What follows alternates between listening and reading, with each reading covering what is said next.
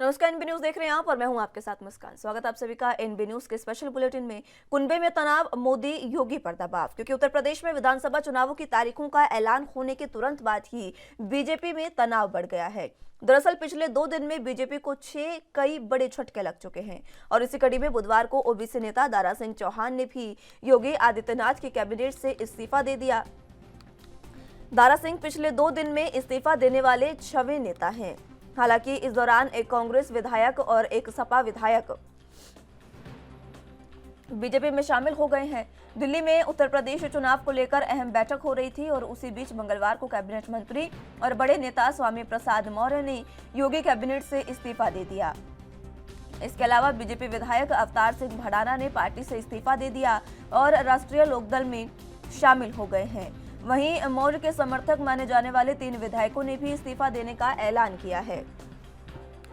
मंगलवार को बीजेपी के तिंदवाली से विधायक ब्रजेश प्रजापति, तिल्हार से विधायक रोशन लाल वर्मा और बिल्हौर से विधायक भगवती सागर ने मौर्य के इस्तीफे के बाद अपना इस्तीफा दिया।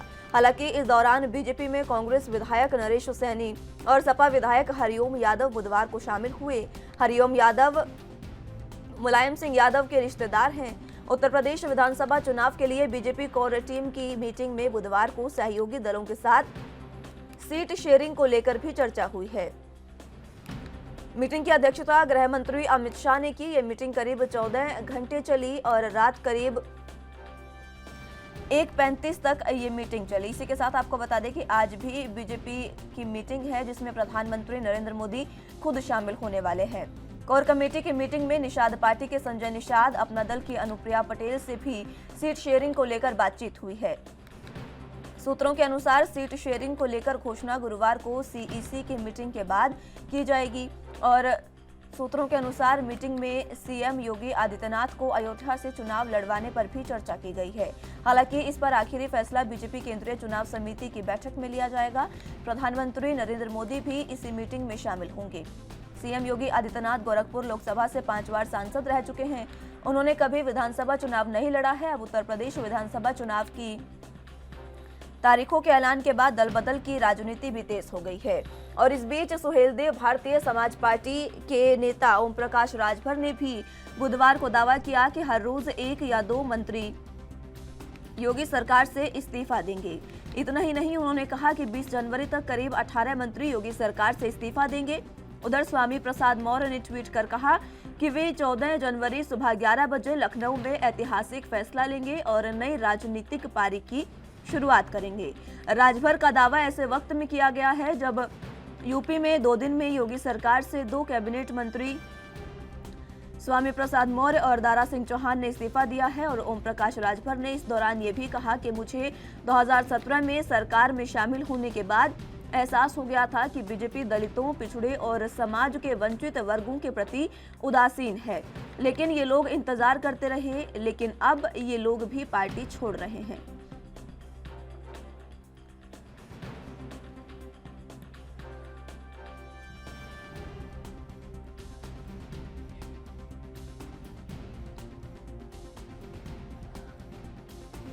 तो उत्तर प्रदेश विधानसभा चुनावों की तारीखों का ऐलान जैसे ही हुआ वैसे ही सियासी पारा चढ़ गया है और लगातार नेताओं के सियासत जो है वो उनके सर चढ़ लगी है।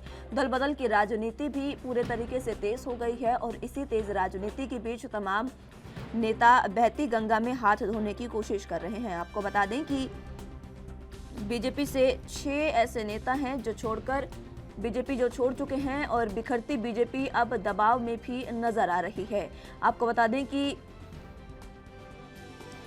जिस तरीके से लगातार दबाव बना है बीजेपी पर नेताओं के छोड़ने के बाद, उसके बाद बीजेपी की बैठक पर बैठक हो रही है। पहले 10 घंटे ये बैठक चली, दूसरी बैठक की बात करें तो 14 घंटे दूसरी बैठक चली और आज भी बैठक होने जा रही है और आज की बैठक में प्रधानमंत्री नरेंद्र मोदी खुद शामिल होने जा रहे हैं। तो देखना होगा कि आज की बैठक में क्या कुछ अहम और खास निकल कर सामने आता है। आपको बता दें कि लगातार सपा की लोकप्रियता बढ़ती जा रही है और सपा जो है वो मुख्य विपक्षी के रूप में लगातार उभरती जा रही है और इसी बीच इसीलिए तमाम नेता जो बीजेपी छोड़ रहे हैं वो कहीं ना कहीं समाजवादी पार्टी में शामिल हो रहे हैं। हालांकि इस बीच बीजेपी भी कम नहीं है। 2 ऐसे नेता हैं जिन्होंने बीजेपी का भी दामन थामा है। सपा से भी एक नेता हैं जिन्होंने सपा को छोड़कर बीजेपी का दामन थामा है। आपको बता दें कि लगातार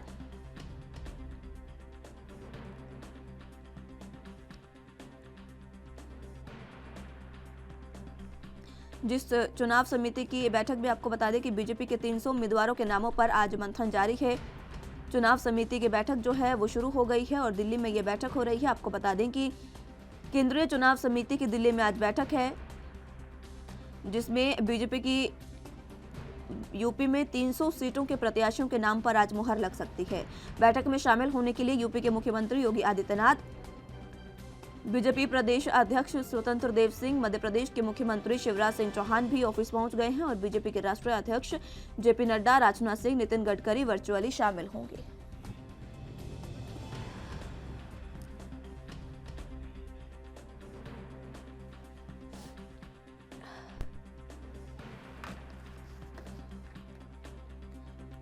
आपको बता दें कि इन तमाम बड़े नेताओं के अलावा अमित शाह, BL संतोष, शाहनवाज हुसैन, जुएल ओरांव भी बैठक में मौजूद रहेंगे और इस बैठक में पीएम नरेंद्र मोदी भी वर्चुअली शामिल होंगे।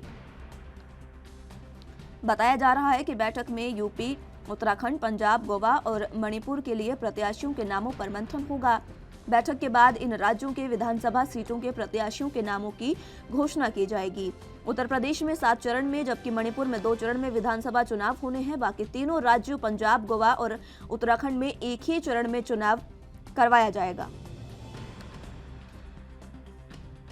उत्तराखंड, पंजाब और गोवा में मतदान की तारीख 14 फरवरी रखी गई है और बात करें उत्तर प्रदेश की तो यहां 7 चरणों में चुनाव होंगे। आपको बता दें कि 5 राज्यों में 10 फरवरी से मतदान शुरू होंगे और 10 मार्च को सभी राज्यों के नतीजे आएंगे। उत्तर प्रदेश में 403 विधानसभा सीटें हैं, जबकि उत्तराखंड में 70 विधानसभा सीटें हैं।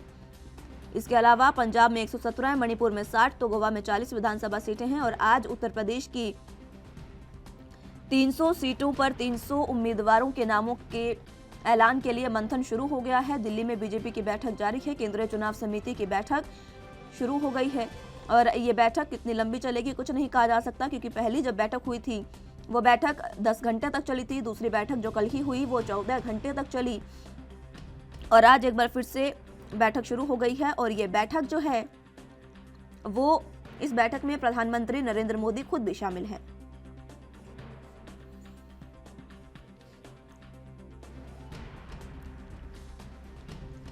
इस बैठक से पहले लगातार बड़े दावे किए जा रहे हैं। ओपी राजभर की बात करें तो ओपी राजभर भारतीय सुहेलदेव पार्टी जो है उसके नेता हैं ओपी राजभर, और उन्होंने ये बड़ा दावा किया है। इससे पहले भी उन्होंने दावा किया था कि अपना दल की अनुप्रिया पटेल जो हैं वो सपा के साथ बातचीत उनकी जारी है और कभी भी वो पार्टी छोड़ सकती हैं। इसी कड़ी में कल बीजेपी ने अपने सहयोगी दलों के साथ मीटिंग भी की और सभी को सीट शेयरिंग पर बातचीत भी उनसे की गई।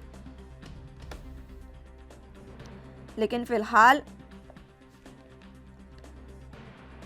आज सीट शेयरिंग का जो ऐलान है वो हो सकता है और 300 सीटों पर मंथन भी आज जारी है। आज ये मंथन शुरू हो गया है। अब देखना होगा कि ये मंथन कब तक चलता है और क्या आज इसमें निकलकर सामने आता है। आपको बता दें कि चुनाव अब ज़्यादा दूर नहीं रह गए हैं। 10 फरवरी से चुनाव शुरू हो रहे हैं।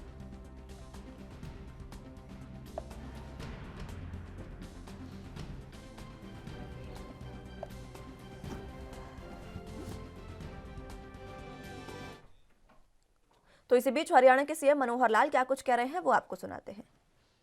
और इस प्रकार की जानकारियां वो पुलिस के माध्यम से मिल रही हैं और साथ में जो वहाँ की सीआईडी है उस सीआईडी का भी खुलासा हो रहा है कि सीआईडी ने स्पष्ट बताया है ये चीजें हो सकती हैं। मौसम खराब है, अल्टरनेटिव रूट की तैयारी भी हमको करनी पड़ सकती है और किसी प्रकार की कोई अड़चन आती है तो उसकी सारी चुस्ता यानी एक प्रकार की उसकी पुख्ता जो है इंतजाम करने हैं। लेकिन इंतजाम करने तो दूर, उन्होंने स्पष्ट निर्देश दिए हैं किसानों के नेताओं को कि उनका रास्ता कैसे रोकना है, क्या करना है। ये सारा उस स्टिंग ऑपरेशन में आया है। ये बहुत ही एक घिनौनी हरकत पंजाब सरकार की ओर से की गई है और जिसमें प्रधानमंत्री जैसे व्यक्तित्व की जान को खतरे में किस प्रकार से डाला गया है, इसकी घोर निंदा पहले भी मैंने की है, आज मैं फिर निंदा कर रहा हूं। और मैं तो यहां तक राष्ट्रपति महोदय को निवेदन भी कर चुका हूं कि सरकार को भंग किया जाए ताकि जो चुनाव हैं निष्पक्ष तौर पर हो सके। आगे भी जो चीजें इस प्रकार की होने की संभावना है उसको कैसे रोका जा सके। सर, कड़ा संज्ञान जो है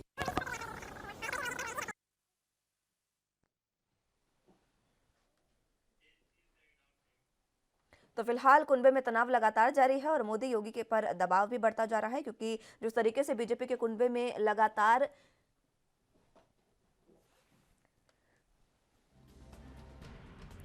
चुनावों के मद्देनजर 6 झटके बीजेपी को लगे हैं, कुनबा बिखरता जा रहा है। बीजेपी, आप ये कहिए कि जो कमल है वो अब बिखरता जा रहा है।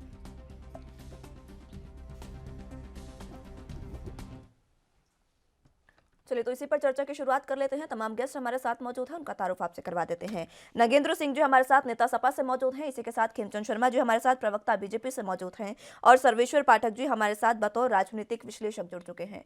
बहुत स्वागत है सर आप तीनों का एनबी न्यूज पर। सबसे पहले खिमचंद शर्मा जी आपके पास आना चाहूंगी, शुरुआत आप भी से डिबेट के कर लेते हैं। आज चुनावी मंथन हो रहा है, 300 उम्मीदवारों के नामों पर आज मंथन होगा और सीट शेयरिंग पर भी आज मंथन होगा, क्या कुछ आप इस पर जानकारी देंगे? हम लोग कैडर के साथ डिस्कस करके, संवाद करके अपना निर्णय लेते हैं। और भारतीय जनता पार्टी में एक सिस्टम है, पार्लियामेंट्री बोर्ड और जो हमारी केंद्रीय चुनाव समिति है वो सारे निर्णय लेती है।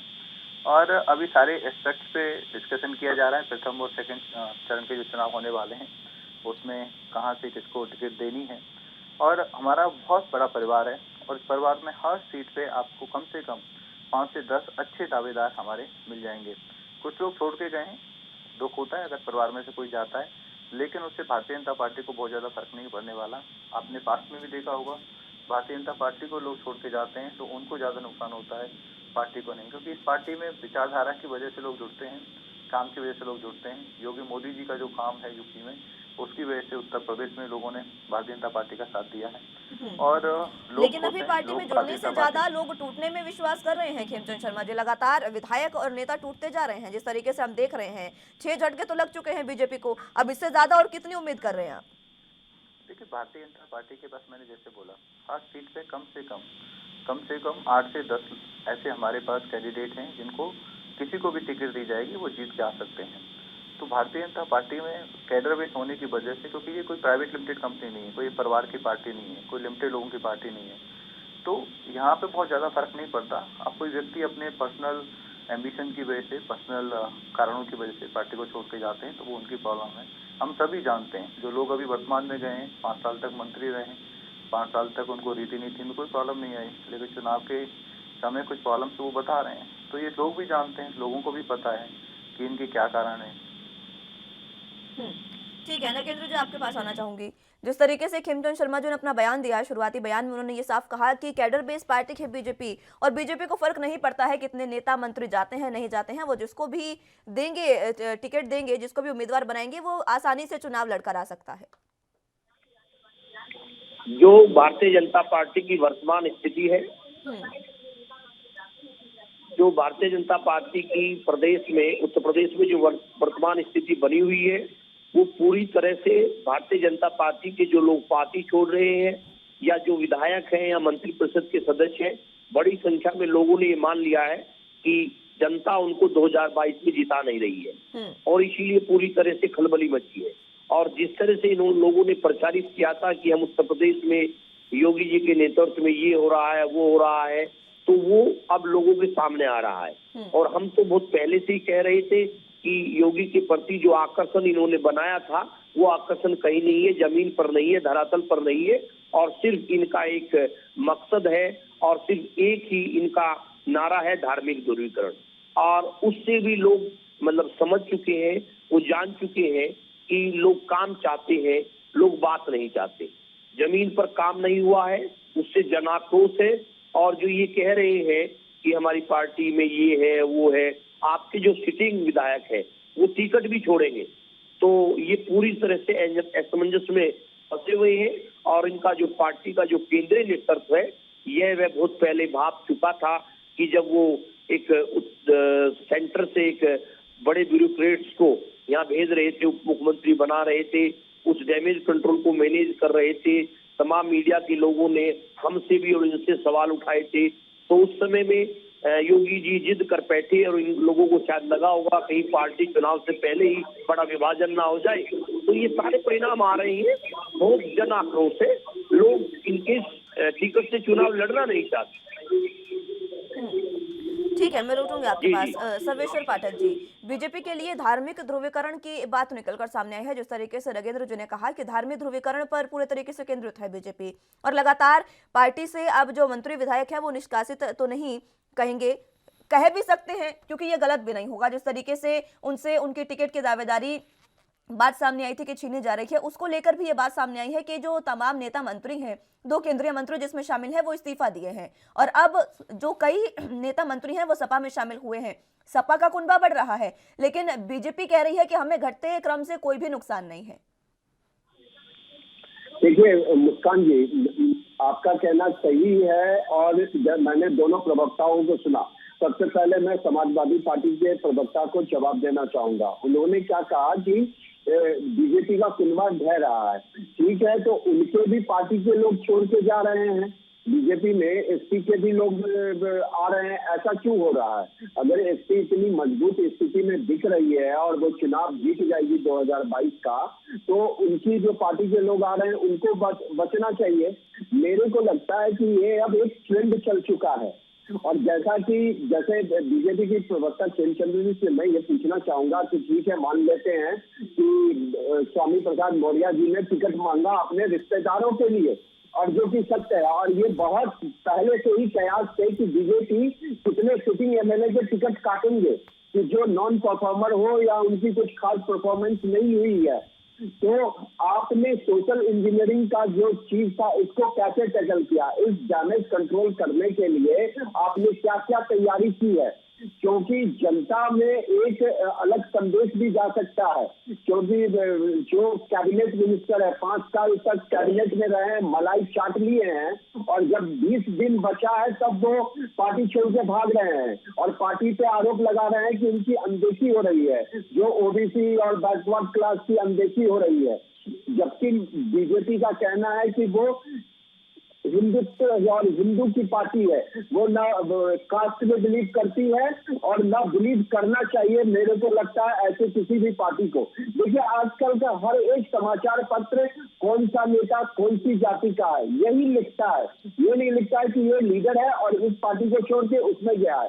दूसरी बात कि चुनाव से पहले ऐसे बहुत सारी भगदड़ मचती है, और वो जो चुनावी मौसम के वो कहते हैं ना कि परिंदे होते हैं कि जिस तरफ का रुख हुआ वो भाग लिए। इसमें जैसे अगर सपोज किया जाए बीजेपी को जब जितिन प्रसाद जी ने चुनाव ज्वाइन किया था तब तो बहुत हो हल्ला हुआ था और कहा गया था।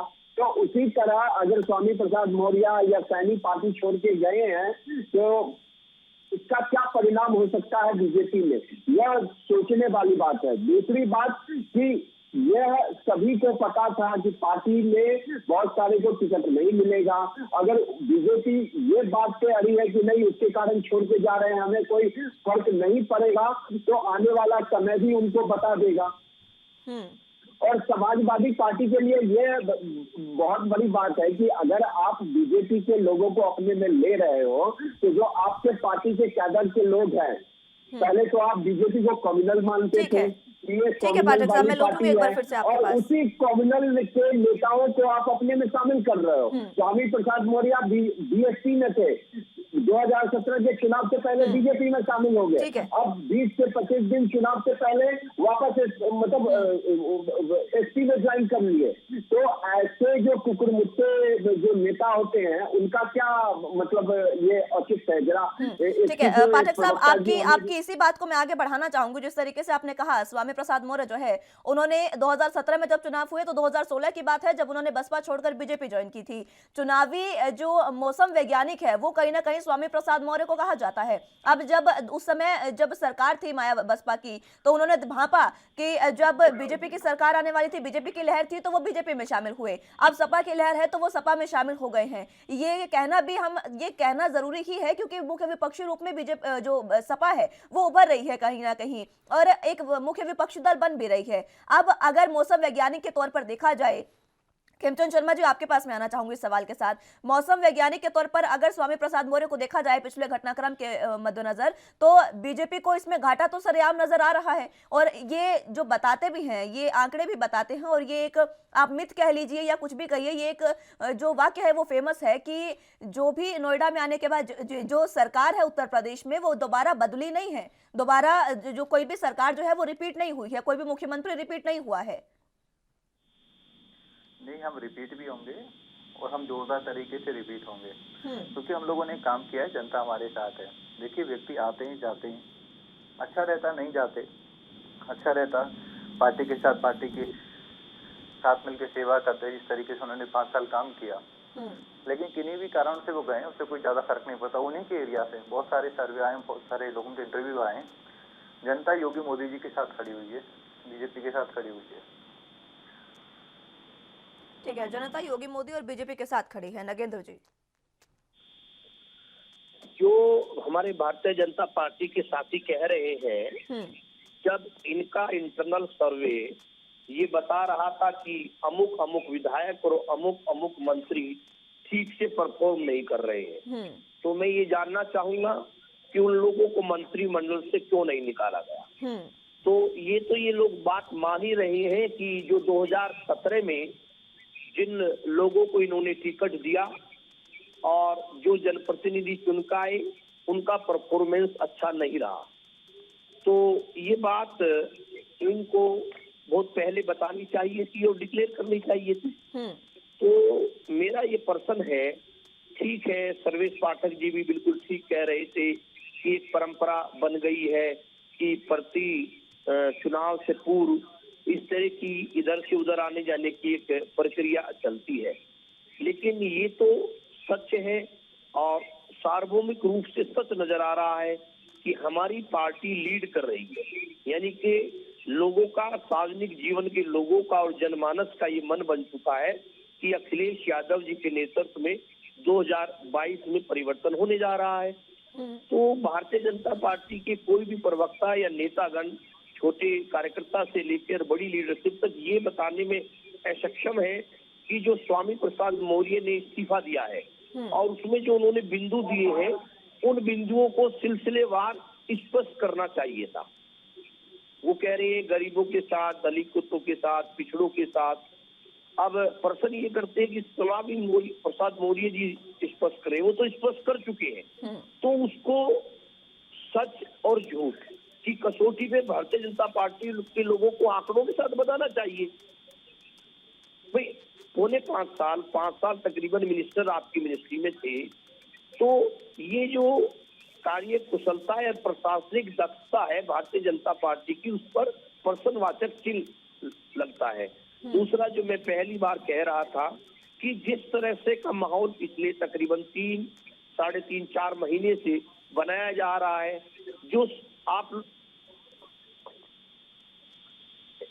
कि जो 17 के चुनाव से पहले कह रहे थे, उन्हीं मुद्दों को कह रहे हैं। तो इनको ये ध्यान रखना चाहिए, अब आप 5 साल से सत्ता में थे, आप वो बात बताइए जो आपने किया है, और विपक्षी दल होने के नाते जो खामियां रही हैं हम उनको कहेंगे और फिर जनता आपकी सुनेगी, हमारी सुनेगी और उसके बाद फैसला लेगी। तो एक स्वस्थ बहस, एक वैचारिक बहस होनी चाहिए। ठीक है नगेंद्र जी, और ये फैसला जनता पर ही छोड़ देते हैं कि जनता अब किसे चुनावों में अपना आशीर्वाद देने वाली है, क्योंकि बातें कई निकलकर सामने आ रही है, कई ऐसे समीकरण बनते नजर आ रहे हैं और इन समीकरणों पर अभी अगर ज्यादा फोकस किया जाए तो कुछ भी स्थिति भी साफ होती नजर नहीं आती है। बहरहाल सर्वेश्वर पाठक जी, आपसे मैं ये स्थिति को समझना भी चाहूंगी, जिस तरीके से दल बदल की राजनीति जो है वो होती है, लगातार हर बार होती है, ये हमने देखा है, जब भी चुनाव नजदीक आते हैं तो ये आम सी अब बात हो गई है। जिस तरीके से आपने कहा परंपरा की बात की, ये नॉर्मल सी बात है, बावजूद इसके अभी समीकरण आप क्या देख रहे हैं उत्तर प्रदेश में?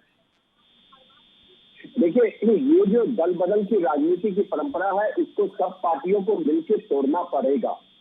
चाहे वो बीजेपी हो, बीजेपी में भी किसी लोगों को शामिल करवा लिया जाता है और उसके जो अपने कैडर के नेता होते हैं, जिसको उम्मीद होती है कि इस बार मुझे इस सीट से मुझे टिकट मिलेगी, जिसने पूरे 5 साल और उससे भी ज्यादा समय तक कार्य किया है पार्टी के लिए, वो उसको मुट्ठी खानी होती है।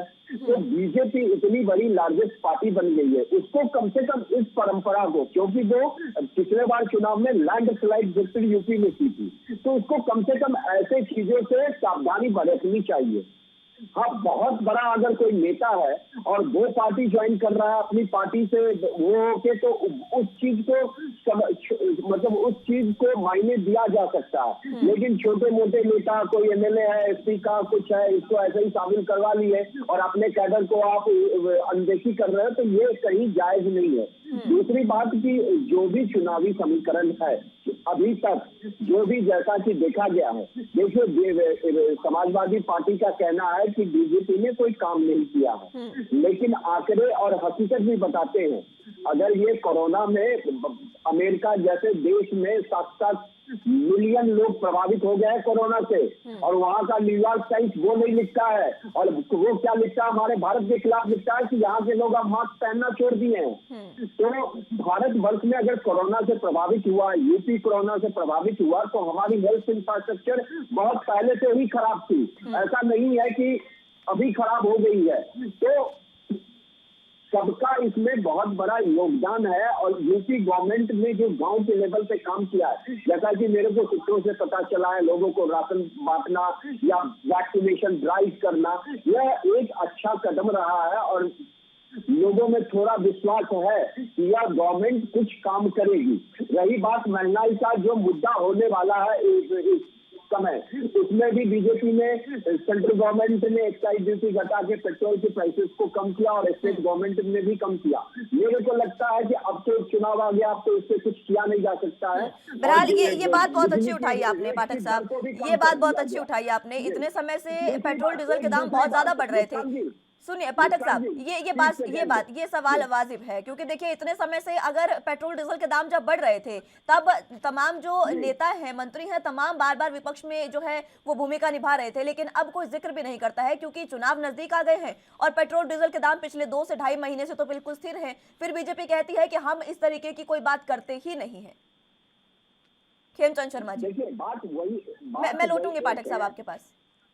देखिए, भारतीय जनता पार्टी हमेशा से जो जन कल्याण की योजना है उनको लाती आई है, चाहे वो टॉयलेट बनाने का काम हो, पीएम किसान के माध्यम से किसानों की मदद करने की बात हो, और चाहे वो पीएम आवास योजना के तहत घर देने की बात हो, हाईवे बनाने की बात हो, मजदूरों को कंपनसेशन देने की बात हो, राशन देने की बात हो, और देश में 155 करोड़ वैक्सीन लगाने की, जो ये कहते थे कि भाई 10 साल लग जाएंगे, 15 साल लग जाएंगे मोदी जी को, तो और 1 साल में हमने वो करके दिखाया। अब इसमें कोई दूसरा देश ने नहीं दिखाया। हम चाहे 21 नए मेडिकल कॉलेज खोलने की बात हो उत्तर प्रदेश में, एम्स जैसे बड़े हॉस्पिटल का निर्माण करने की बात हो, ये सारा हमने करके दिखाया है। पहले जिला हॉस्पिटल में अगर कोई आदमी बीमार हो जाता था तो गरीब है तो ही जिला हॉस्पिटल जाता था, नहीं तो कोई भी जाने को वहाँ पे राजी नहीं था, क्योंकि कोई फैसिलिटी नहीं है। आज जिला हॉस्पिटल में आप जाओगे, हर तरीके की बीमारी का वहाँ पे इलाज है। ये सारा ट्रांसफॉर्मेशन योगी मोदी जी की सरकार में हुआ है। हमारी सरकार ने ना तो खाया है और ना ही किसी को खाने दिया है, और उसी की वजह से खेमचंद शर्मा जी, ये बात तो मुझे कहनी जरूरी हो गई है। पता नहीं है कि तमाम पार्टियों के प्रवक्ताओं को आजकल हो क्या गया है। अभी मैंने आपसे सवाल पेट्रोल डीजल पर पूछा था, आपने तमाम अपने कार्य गिनवा दिए, उस पर आपने जवाब नहीं दिया। आपके शुरुआती बयान की बात करूं तो आपने एक बार फिर से ये बात कही कि जो नेता या मंत्री या कैबिनेट मंत्री जो भी जा रहे हैं, ठीक है, उनका नुकसान होगा, ये आपने अपने बयान में कहा था। गौरव भाटिया ने भी एक ट्वीट किया था, राष्ट्रीय प्रवक्ता है बीजेपी के, उनके ट्वीट को किस तरीके से डिलीट करवाया गया ये आप भी समझ सकते हैं। यानी कि हाईकमान जो है वो तो पूरे तरीके से इन तमाम नेताओं मंत्रियों को अपनी पार्टी में वापस लाने की कोशिश कर रहा है। जिम्मेदारी केशव प्रसाद मौर्य को दी गई है, लेकिन प्रवक्ता अजीब अजीब अलग अलग बयान दे रहे हैं। आप ये कह रहे हैं कि आपको फर्क ही नहीं पड़ता वो जा रहे हैं।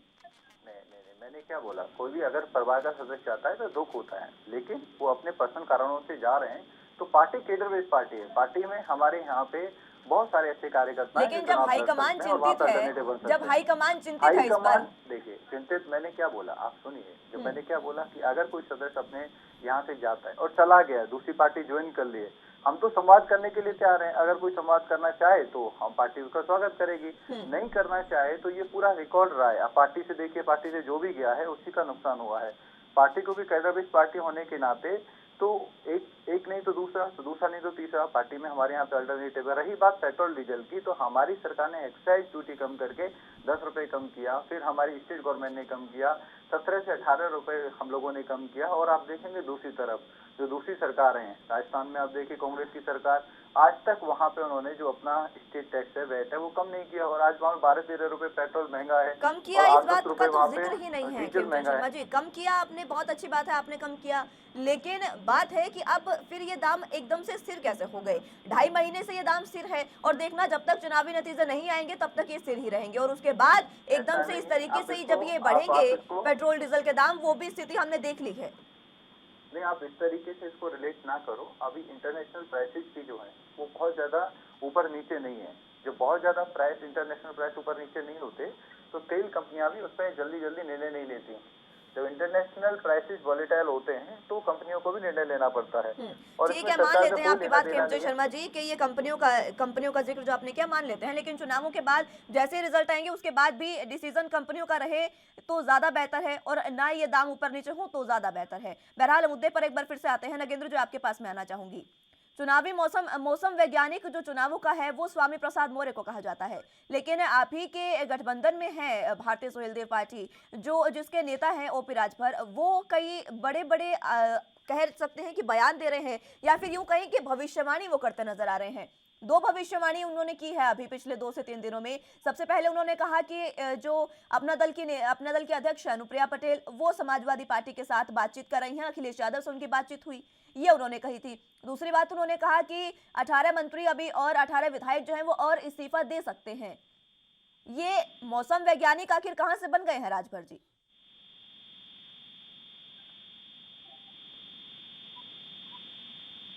नगेंद्र जी, आवाज मिल पा रही है आपको? हेलो। जी नगेंद्र जी, आवाज आ रही है क्या मेरी आपको? जी हाँ, मैं ये कहना चाहूंगा कि जैसे राजभर जी को आप कोट करते हुए कह रहे हैं, वो सार्वजनिक जीवन में है, वरिष्ठ नेता है उत्तर प्रदेश के, तो उनका जो आकलन है, जो राजनीतिक और सार्वजनिक परिवेश में जो घटनाएं घट रही हैं, उसके अनुसार वो अपनी बात कह रहे हैं। लेकिन जो सर्वेश पाठक जी भी कह रहे थे और आप भी कह रही थी कि महंगाई को लेकर हम बार बार महंगाई की चर्चा कर रहे हैं और उस पक्ष को भी जनता के बीच में रख रहे हैं जो भारतीय जनता पार्टी ने बिजली के दरों की कमी की है और पेट्रोलियम पदार्थों के दाम कम किए। तो मैं ये जानना चाहूंगा कि खास तौर से पिछले 2 वर्षों में जो कोरोना के हालात रही है उसने दुनिया के साथ साथ भारत को भी प्रभावित किया है। तो ये जो कटौती थी कम से कम उस समय में तो कर दी जानी चाहिए। तो ये पूरी तरह से चुनाव के मुद्दे नजर की गई है और जनता इस बात को समझती है कि ये एक मतलब चुनावी रिलीफ है और उसको लोगों को बरगलाने के लिए है। मूल रूप से जो बड़े कॉर्पोरेट घराने हैं, जिस तरह से निजीकरण हो रहा है, अंतोगत्वा इनकी जो नीति होती है उनको लाभ पहुंचाने की होती है।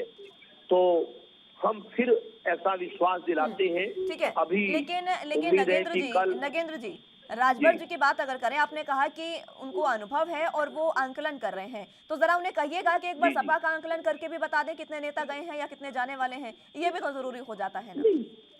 मैं लौटूंगी आपके पास। पाठक साहब, आंकलन की बात हम कर रहे हैं। ओपी राजभर ने बहुत बड़े 2 बयान दिए हैं जिनका मैंने जिक्र भी किया। उस पर नगेंद्र जी कह रहे हैं कि वो उम्र दराज है, उनको अनुभव है और वो आंकलन कर रहे हैं, लेकिन उनका आंकलन कहां तक सही माना जाए?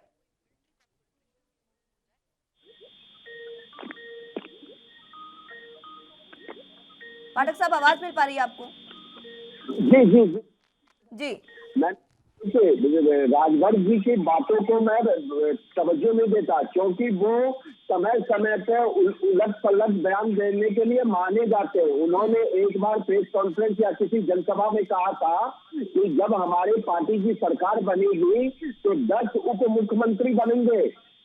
अब आप एक अंदाजा लगाइए, कोई पार्टी ही अगर चुनाव में खड़ी हुई है तो वो प्रदेश का विकास करने के लिए खड़ी हुई है कि किसी जाति विशेष का विकास करने के लिए या अपना विकास करने के लिए। राजभर जी पार्टी बीजेपी छोड़ के गए थे, हमको आपको सबको विदित है कि वो पर्सनल कारणों से उनके आदमियों को पोस्टिंग नहीं दी जा रही थी या किसी डीएम का तबादला नहीं किया जा रहा था, उनके किसी रिश्तेदारों को कहीं पे कोई काम नहीं करवाया जा रहा था, इसके लिए नाखुश होकर चले गए। तो उत्तर प्रदेश की राजनीति के जो भी बड़े नेता हैं या मौसम वैज्ञानिक है, वो अपने पार्टी के लिए और अपने लिए विकास करना चाहते हैं या प्रदेश की जनता के लिए, उसको इस चुनाव में उत्तर प्रदेश की जनता को दिखाना पड़ेगा। और जो बंदा कैबिनेट मिनिस्टर रहा हो और उसके बाद ऐसे ऐसे बयान दे रहे हो 5 साल, मैं बाकी के 2 लोगों की और बात भी इसमें शामिल करता हूँ, तो वो अगर इतनी ही उनको परेशानी थी पार्टी से तो 5 साल के बीच में क्यों नहीं बात उठाए? जैसे राजभर गए थे पहले, उसी तरह वो भी छोड़ के गए होते। दूसरी बात, समाजवादी पार्टी अगर इतनी मुखर विपक्षी पार्टी होती वहां पे तो हर एक मुद्दे पे जम के सरकार को घेरती, जो कि 5 साल में वो नाकाम रही, वो कहीं पे विपक्ष की सशक्त भूमिका में दिखी ही नहीं। और बीजेपी जो है अपना किला जो मजबूत करता गया, मैंने बार बार कहा है कि यह पहले से ही विदित था कि बीजेपी बहुत सारे सिटिंग एमएलए की टिकट काटने वाली है, जिसके हताश परिणाम अभी आपने देखे 4-5 गए। आने वाले दिनों में जब अनाउंस होंगे तो बहुत सारे भी जाएंगे, इसमें कोई दो राय नहीं है। लेकिन बीजेपी के प्रवक्ता खेमचंद शर्मा जी से मैं ये पूछना चाहता हूँ कि अब फिर आप उस चीज को कैसे मतलब रोकेंगे नहीं, मतलब उसका जो डैमेज कंट्रोल है वो कैसे करेंगे? जनता के बीच में आप क्या संदेश लेके जाएंगे कि आखिर ये पार्टी छोड़ के क्यों गए हैं, इनका क्या कारण है और जनता फिर आपकी क्यों सुनेगी? क्योंकि 5 साल तक तो ये थे और चुनाव से पहले ही भाग रहे हैं। इससे पहले तो आपने जतिन प्रसाद जी को भी अपने में शामिल कराया था। दूसरी बात, मैं एक बात सपा के प्रवक्ता ने शुरुआत में कहा था कि बीजेपी कम्युनल की राजनीति करती है। उत्तर प्रदेश की राजनीति में सपा कम्युनल की राजनीति करके ही आई थी। एमवाई समीकरण किसका था ये जनता भूली नहीं है कि मुस्लिम यादव को मिला लो और सरकार बना लो, तो वो कम्युनल नहीं था। और बीजेपी अगर हिंदू रक्षा या राम मंदिर, अयोध्या, काशी, मथुरा की बात करती है तो वो कम्युनल हो गया। तो इससे बड़ी जो कहते हैं ना कि बड़ी मतलब बात यूपी के लोगों के लिए, यूपी की जनता के लिए क्या हो सकता है? जनता को देखना होगा इस चुनाव में कि आखिर कौन सी पार्टी किस पलड़े पे है। समाजवादी पार्टी उसका कितना हित कर सकती है? समाजवादी पार्टी जब थी तो कितने दंगे हुए थे? वो कम्युनल दंगा नहीं था क्या? हम जानते हैं मुजफ्फरपुर का दंगा कितना बड़ा कम्युनल दंगा था। और अगर बीजेपी हिंदुत्व की राजनीति आज से करती नहीं आ रही है, तो अपने चुनाव घोषणा पत्र में वर्षों से लिखती आ रही है कि हमारी पार्टी की सरकार बनी तो हम राम मंदिर बनाएंगे, तो उसने कोई नई बात तो कर नहीं दी है कि वो हिंदू के लिए बात कर रही है। शर्मा जी,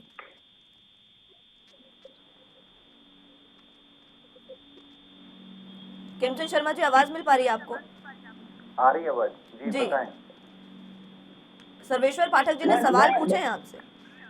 देखिए, सर्वेश्वर पाठक जी ने सवाल भी पूछे और उन्होंने बहुत सारी बातें बताई हैं। भारतीय जनता पार्टी एक आइडियोलॉजी बेस्ड पार्टी है और हमारी आइडियोलॉजी रही है हम सबका साथ सबका विकास के आधार पे हम काम करते हैं। अभी आप दूसरी पार्टियों को देखेंगे, वो किसी धर्म की बात करेंगे, जाति की बात करेंगे, लेकिन सबकी बात नहीं करेंगे।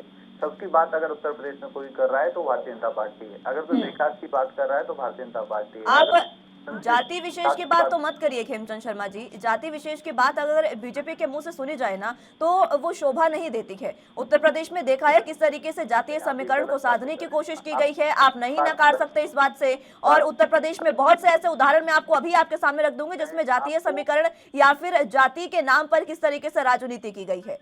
नहीं, राजनीति देखिए, एक होता है संवाद करना या आउटरीच करना, ये दूसरा होता है काम करना। हमारी कोई भी योजना ऐसी बता दो जो हमने किसी विशेष जाति या विशेष धर्म के लिए बनाई हो। हमारी योजना से ही तो राजनीति नहीं होती है ना। नहीं, सुनिए, राजनीति काम से होती है। अरे आप ये बताइए, सरकार जो काम कर रही है उसी से तो बेनिफिट मिलेगा ना। आप मुझे ये बताइए, राजनीति की ही अगर आप बात कर रहे हैं तो आप मुझे सिर्फ एक सवाल का जवाब दीजिएगा। अभी हाल ही में, अभी थोड़ी देर पहले नगेंद्र जी ने ये सवाल उठाया था कि अगर आपको पता है कि तमाम जो विधायक हैं उनके टिकट कटेंगे, उनके मंत्रियों के टिकट कटेंगे, जो अभी विधानसभा चुनाव है तो विधायकों की बात करते हैं, विधायकों के टिकट कटने वाले हैं क्योंकि उन्होंने काम नहीं किया, तो उसके बाद आप मंत्रिमंडल में विस्तार कर सकते थे और उन मंत्रियों को, उन विधायकों को हटा सकते थे जिनका पूरा, जो उन्होंने काम सही से नहीं किया है, जिनका रिपोर्ट कार्ड अच्छा नहीं है, आप उनको हटा सकते थे। आपने इतने राज्यों में मुख्यमंत्री बदल दिए, तो एक विधायक और कैबिनेट मंत्री को बदलने में क्या दिक्कत थी? ऐसा नहीं है, देखिए विधायकों को बदला नहीं जाता, विधायक का तो एक कार्यकाल होता है। रही मंत्रियों की बात, मंत्रियों के साथ हो सकता है आप निष्कासित कर देते। सुधार करेंगे। नहीं, निष्कासित करने का मतलब तो ये हुआ कि वो उसकी सदस्यता तो नहीं जाएगी ना। आप उस जनता से, जहाँ से वो चुन के आए, पार्टी के सिंबल पे चुन के आए, आप उनके साथ और भी ज्यादा अत्याचार करने वाले हो, क्योंकि आप निष्कासित कर दोगे फ्री हो जाएंगे और भी वो जनता के लिए काम नहीं करेंगे। तो पार्टी के डंडे की वजह से अगर कोई काम तो इसका मतलब ये नहीं है ना कि आप 5 साल जनता को भुगतने दें ये तमाम चीजें। क्या किया आपने? आप केंद्रीय मंत्री की बात कर ले, अजय मिश्रा टेनी की बात कर ले, उनको नहीं हटाया गया। उनके बेटे ने तो क्या किया है, अब वो एसआईटी ने भी मान लिया है, उसकी रिपोर्ट भी सामने आ गई है। और रही बात जाति विशेष की, तो मैं आपसे पूछना चाहूंगी, सिर्फ आपसे ही नहीं तमाम पार्टियों से मेरा ये सवाल है। मेरा सवाल ये नगेंद्र जी आपसे भी है, चाहे कहीं की भी, सुनिए खेमचंद शर्मा जी, चाहे कहीं की भी बात हो, जाति विशेष की बात आती है अगर, तो आप मुझे ये बताइए कि जब भी किसी बेटी का बलात्कार होता है तो उसको देश की बेटी क्यों नहीं कहा जाता, उसको दलित, उसको मुस्लिम, ये सब संज्ञा क्यों दी जाती है? बेटी तो देश की है ना। अगर इसके बाद भी आप नहीं कहेंगे कि आप जातीय राजनीति करते हैं तो फिर तो आपको ये बात मानने की जरूरत ही नहीं है। देखिए, आपका सवाल हो गया, आप मेरे को कृपया 1 मिनट बोलने दीजिए। हमारी पार्टी कभी भी किसी भी जाति के आधार पे ना ही किसी परेशानी को उठाती है, ना ही समस्या को उठाती है, और ना ही हम राजनीति करते हैं। आपने टेनी जी की बात करी, अरे आप बताइए, टेनी जी का बेटा जेल में है ना, और हमारे ही राज्य में कानून अपना काम कर रहा है, और उनपे जो धाराएं लगाई गई थी उनको और मजबूत किया गया ताकि उनको जल्द से जल्द सजा मिल सके। अब टेनी जी का तो कहीं भी कोई नाम नहीं है ना ही उनके खिलाफ कोई एविडेंस है, तो उनको कैसे आप अंदर कर दोगे? और ये तो राजनीति में बच्चे ने टेनी जी का ही बयान था ना खेमचंद शर्मा जी, जिसमें उन्होंने किसानों को धमकाया था। प्लीज सुन लीजिए, आप पूरी बात सुन लीजिए। आप एक होता है बयान, और आप अभी कह रहे हैं कि भाई किसी उसमें अपराध में शामिल होना, तो अपराध में तो वो शामिल है नहीं। बयान के लिए पार्टी ने उनसे एक्सप्लेनेशन मांगा और उनको बोला है कि इस तरीके की बातें ना करें। रही बात, हम किसी भी जाति के आधार पर राजनीति नहीं करते, हमने सबके कल्याण की बात करी है। समझ उत्तर प्रदेश को उत्तर प्रदेश बनाने की बात करी है, और हम वो बना के रहेंगे। और हमने काम करके दिखाया है, हमने 20 करोड़ से ज्यादा वैक्सीन उत्तर प्रदेश में लगा के दिखाई है, हमने गांव-गांव में जाके सपोर्ट दे के दिखाया है, हम लोगों ने जो जिला हॉस्पिटल है उनको इक्विप करके दिखाया है, हम लोगों ने किसानों को मजबूत करने का काम किया, हम लोगों ने गांव-गांव में सड़क बनाने का काम किया, हम लोगों ने गांव-गांव में बिजली देने का काम किया है। आज हमारी सरकार में आप देखेंगे लॉ एंड ऑर्डर की जो सिचुएशन है, आज कोई भी फ्रीली उत्तर प्रदेश में जा सकता है, घूम सकता है, हर जगह आपको पुलिस की प्रोटेक्शन है, पुलिस की सपोर्ट मिलती है। क्योंकि प्रदेश बहुत बड़ा है, यदा-कदा कुछ घटनाएं हुई, दुखद घटनाएं हुई, लेकिन वो यदा-कदा घटनाएं हुई, वो आटे में नमक के बराबर घटनाएं थी। पहले तो पूरा नमक में आटा हुआ करता था। आप कंपेयर करिए 5 साल पहले का उत्तर प्रदेश और आज का उत्तर प्रदेश। आज का उत्तर प्रदेश प्रोग्रेसिव उत्तर प्रदेश है, आज वहाँ पे इंडस्ट्री आ रही है, आज वहाँ पे नए काम हो रहे हैं, आज वहाँ विश्वास का माहौल है, आज वहाँ पे कोई भी एक दंगा नहीं हुआ 5 साल में। जो वहाँ पे लगातार दंगे होते थे क्योंकि अपीजमेंट की राजनीति करते थे, हम लोगों ने सबकी राजनीति करी तो सब लोग खुश हैं। ठीक है नगेंद्र जी, मैं आपसे एक सवाल लेना चाहूंगी, लेकिन उससे पहले वक्त एक छोटे से ब्रेक का है, फौरन हाजिर होंगे।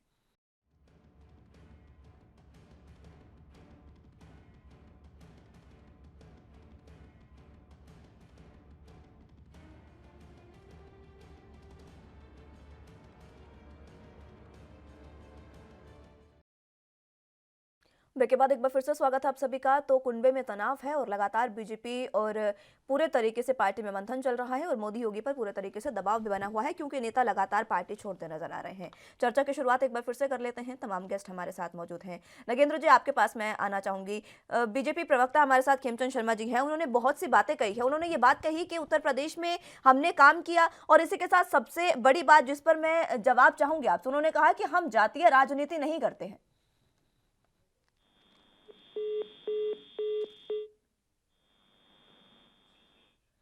चलिए, संपर्क उनसे टूट गया है, एक बार फिर से उनको जोड़ने की कोशिश करेंगे। मैं सर्वेश्वर पाठक जी आपके पास आना चाहूंगी। एक सवाल मैंने किया था महिलाओं के लिए और बेटियों के लिए। महिला सशक्तिकरण, नारी सशक्तिकरण का जो वायदा है, जो बातचीत है, वो लगातार की जाती है जो तमाम पार्टियां हैं उनसे। पाठक साहब, आवाज मिल पा रही है आपको? जी, तो ये नगेंद्र जी भी हमारे साथ एक बार फिर से जुड़ चुके हैं। नगेंद्र, मैं लौटूंगी पाठक साहब आपके पास। नगेंद्र जी से मैं सवाल एक बार फिर से लेना चाहूंगी। नगेंद्र जी। जी, मैं कहना चाहूंगा जो भारतीय जनता पार्टी के साथी गृह राज्य मंत्री टेनी जी के बारे में अपना बयान दे रहे थे, तो इनको समझना चाहिए कि गृह राज्य मंत्री जी ने ही जो कृत्य, जो घटना लखीमपुर खीरी की हुई है उसके लिए उकसाया था। तो अपराध के लिए उकसाना भी अपराध की श्रेणी में आता है, ये बात नहीं भूलनी चाहिए। दूसरा, में जो यहाँ हमारे निष्पक्ष तटस्थ साथी बैठे हैं सर्वेश पाठक जी, उनकी दो बातों को कोट करना चाहूंगा। उन्होंने जिक्र किया है कि राजभर जी का और हिंदुत्व का।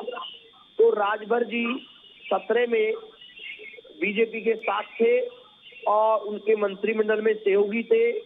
वो 18 से ही 17 में सरकार में शामिल होने के बाद 18 से ही बार बार विभिन्न मुद्दों को जो 2017 में भारतीय जनता पार्टी ने वादे किए थे उनके हल के लिए, उन पर काम करने के लिए मांग कर रहे थे। लेकिन भारतीय जनता पार्टी को 2019 का चुनाव दिख रहा था, तो भारतीय जनता पार्टी ने जो अपना उनसे संबंध विच्छेद किया है वो 19 के चुनाव के बाद किया है। तो वो अपनी जायज बात कह रहे थे, उनका हल नहीं मिल पा रहा था, भारतीय जनता पार्टी ने उनका सिर्फ प्रयोग किया था, एक बात। दूसरी बात, जो सर्वेश पाठक जी कह रहे थे कि भारतीय जनता पार्टी स्पष्ट रूप से हिंदुत्व की राजनीति करती है, इसी का तो हमें ऐतराज है। क्योंकि आप एक विद्वान व्यक्ति हैं, आप बहुत ज्ञानी व्यक्ति हैं, जो संविधान को भी आप लोगों ने पढ़ा है, कलम के सिपाही हैं। संविधान और हमारी जो व्यवस्था है, संवैधानिक और प्रशासनिक व्यवस्था, किसी भी राजनीतिक दल को, किसी भी व्यक्ति को, किसी भी प्रत्याशी को, किसी भी नागरिक को धर्म विशेष की राजनीति करने की अनुमति प्रदान नहीं करती। और बदले में भारतीय जनता पार्टी के प्रवक्ता कह रहे थे हम सबका साथ लेकर चलने की राजनीति करते हैं। तो दोनों बातों में अंतर द्वंद हो जाता है। अभी जिक्र मंदिर का भी आपने किया था, तो ये कहने लगते हैं कि भारतीय जनता पार्टी मंदिर बनवा रही है। आप लोगों को ये जानकारी है और होनी भी चाहिए, और मुझे अच्छा लगेगा अगर आप कहो, प्रारंभ से ही जो मंदिर को लेकर प्रकरण था उसमें बार बार भारतीय जनता पार्टी को छोड़कर तमाम राजनीतिक दल और तमाम पक्ष ये कह रहे थे या तो बातचीत से सुलझा लिया जाए या सर्वोच्च न्यायालय का निर्णय मान लिया जाए। ठीक है नगेंद्र जी, मंदिर ठीक है, मैं लौटूंगी एक बार फिर से आपके पास। वो सर्वोच्च न्यायालय के निर्णय से हो रहा है। ठीक है पाठक साहब, आपके पास में आना चाहूंगी। दोनों प्रवक्ताओं की आपने बातें सुनी, इनकी प्रतिक्रिया दीजिएगा आप इन पर। लेकिन एक सवाल मेरा बहुत अहम आपसे है, जो सवाल मैं आपसे जानना चाहती हूँ और इसका जवाब मुझे वाकई बहुत ज्यादा, कहते हैं ना कि एक वो उत्साह है इस सवाल को, इसका जवाब जानने का। जो नारी शक्ति की बात हमेशा होती है, उसमें बीजेपी और सपा, कांग्रेस, हर पार्टी नारी शक्ति की बात करती है। लेकिन आप देखिए जिस तरीके के बयान लगातार सामने आते हैं, एक हाथरस कांड, उन्नाव कांड, और जो लगातार फेमस है उत्तर प्रदेश में कांड, उनमें हाथरस का सबसे अहम जिक्र अगर करूं तो किस तरीके से वहां पर सबसे पहले तो बात ही आई कि दलित बेटी है। ये शब्द नहीं होना चाहिए, चाहे दलित हो, चाहे मुस्लिम हो, चाहे ब्राह्मण, कोई भी बेटी हो, उसको नाम देश की बेटी की संज्ञा देनी चाहिए, ये मैं कहना चाहूंगी, क्योंकि वो वाकई देश की बेटी है। अगर ऐसा करेंगे तो ये जातीय राजनीति कहीं ना कहीं हो जाएगी। और इस तरीके से जब उस बेटे को रात के समय में किस तरीके से उसका संस्कार किया गया, कोई इसमें सनातन धर्म की प्रक्रिया का पालन नहीं किया गया। और बात अगर सपा की करें तो सपा में जिस तरीके से बयान सामने आया हाल ही में, जिसमें कहा गया कि लड़कों से गलती हो जाती है। अगर दोनों ही पार्टियां, जिन पर विश्वास जनता कर रही है, दोनों ही पार्टियों के इस तरीके के जब वक्तव्य सामने आएंगे तो वाकई ये कहा जा सकता है कि दोनों पार्टियों के लिए शर्मनाक है।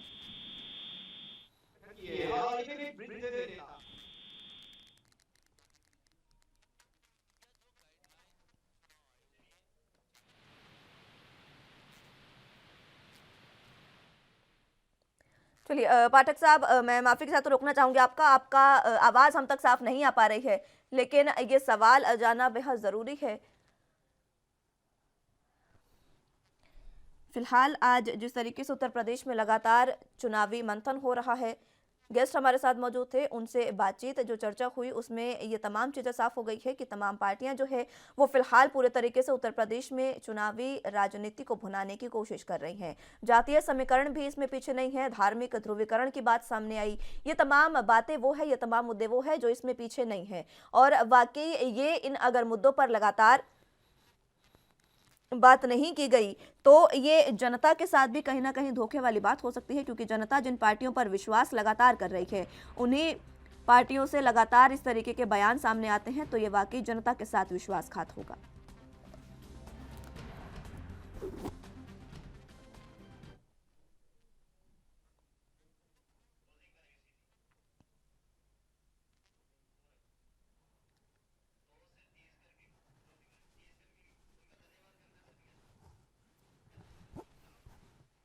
फिलहाल के लिए इस वक्त मेरे साथ बस इतना ही। तमाम अहम खबरों के लिए आप बने रहिए एनबी न्यूज के साथ। नमस्कार।